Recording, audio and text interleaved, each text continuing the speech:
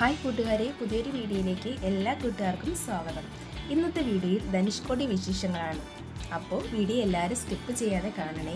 അപ്പോൾ നമുക്ക് വീഡിയോയിലേക്ക് പോകാം. വൈകുന്നേരം 9 മണിയൊക്കെ ആയപ്പോൾ നമ്മൾ ഇവിടെ നിന്ന് രാമേശ്വരത്തേക്ക് പുറപ്പെട്ടു. രാവിലെ 4 മണിയൊക്കെ ആയപ്പോൾ രാമേശ്വരത്ത് എത്തി. അവിടെ നിന്ന് നേരെ റൂമൊക്കെ എടുത്തു ഫ്രഷ് ആകാൻ വേണ്ടി ഫ്രഷൊക്കെയായി നമ്മൾ പുറത്തേക്ക് ഇറങ്ങി. ധനുഷ്കോടിയിലേക്ക് പോകാൻ അവിടെ നിന്ന് ചെറിയ ട്രാവലർ ഉണ്ടായിരുന്നു. അങ്ങനെ ഞങ്ങൾ ട്രാവലറിൽ കയറി യാത്ര പുറപ്പെട്ടു.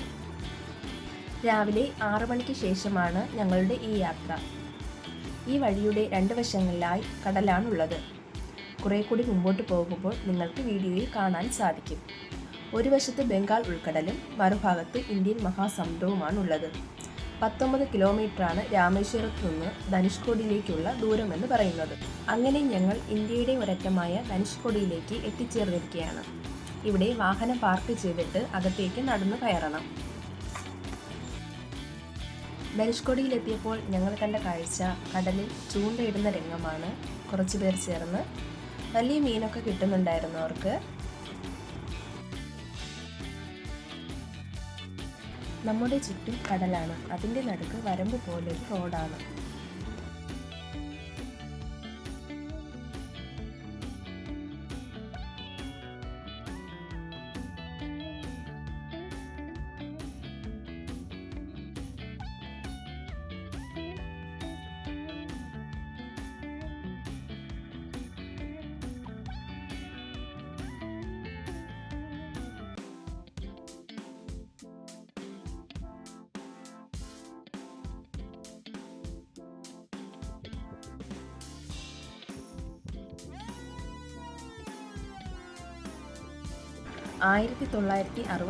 ഡിസംബർ 22 നടത്തിയിട്ടുള്ള ഒരു സൈക്കിൾ ഓണാണ് യഥാർത്ഥത്തിൽ ഈ ധനുഷ്കോടിയെ ഒരു പ്രേത നഗരമാക്കി മാറ്റിയത്.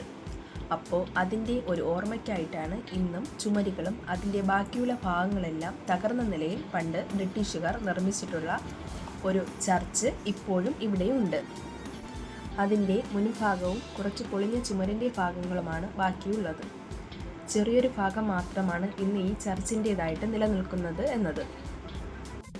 അപ്പോൾ ഒന്ന് ആലോചിച്ച് നോക്കി, 1964 ഡിസംബർ 22 രാത്രിയിൽ ഉണ്ടായിട്ടുള്ള ആ സൈക്ലോൺ എത്ര ഭീകരമായിട്ടുള്ള ഒന്നായിരിക്കും. അതിനുശേഷം ഈ സ്ഥലം അറിയപ്പെടുന്നത് പ്രേത നഗരം എന്നാണ്. പിന്നെ ഇവിടെ ഒരുപാട് ഷോപ്പുകളുണ്ട്. അതായത് കടലിൽ നിന്നും എടുത്തിട്ടുള്ള ചിപ്പി, മുത്ത്, ശംഖുകൾ ഇവയൊക്കെ കൊണ്ട് പല തരത്തിലുള്ള സാധനങ്ങൾ ഉണ്ടാക്കി വെച്ചിട്ടുണ്ട്. അതിനുശേഷം ഞങ്ങൾ പോയത് ധനുഷ്കോടി ക്ഷേത്രത്തിലേക്കാണ്. അതിൻ്റെ അകത്തൊന്നും കയറാനായിട്ട് പറ്റിയില്ല. നമ്മൾ പുറത്ത് തന്നെയായിരുന്നു നിന്നത്. അവിടെ ഇതുപോലെ തന്നെയായിരുന്നു. നിറച്ച് സാധനങ്ങളൊക്കെ നമുക്ക് വാങ്ങാനായിട്ടുണ്ടായിരുന്നു. അതും ഇതുപോലത്തെ സാധനങ്ങളാണ്. ശംഖ്, ചിപ്പി ഇതൊക്കെ ചേർത്തുണ്ടാക്കിയ പലതരത്തിലുള്ള കീ ചെയിനുകൾ, നമുക്ക് സോക്കേസിലൊക്കെ വയ്ക്കാൻ പറ്റിയ പലതരത്തിലുള്ള സാധനങ്ങൾ, അങ്ങനെയൊക്കെ ആയിരുന്നു.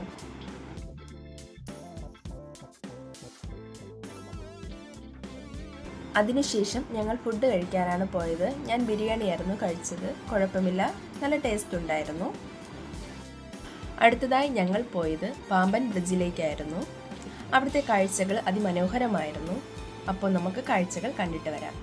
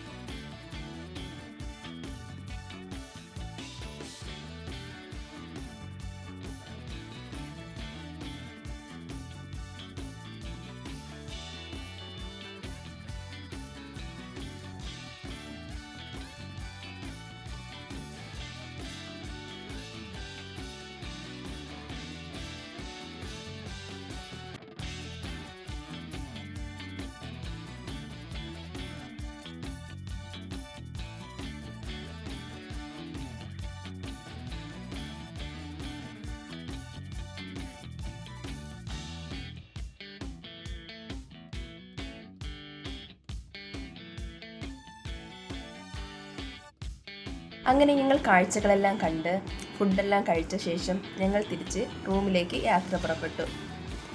തിരിച്ച് റൂമിൽ വന്ന് ഫ്രഷായിട്ട് നാളെ രാവിലെയാണ് അടുത്ത ജേണി. അപ്പോൾ എല്ലാ കൂട്ടുകാർക്കും വീഡിയോ ഇഷ്ടമായെന്ന് വിശ്വസിക്കുന്നു. ആദ്യമായിട്ട് കാണുന്ന കൂട്ടുകാരാണെങ്കിൽ ചാനലൊന്ന് ലൈക്ക് ചെയ്യാനും സബ്സ്ക്രൈബ് ചെയ്യാനും മറക്കല്ലേ.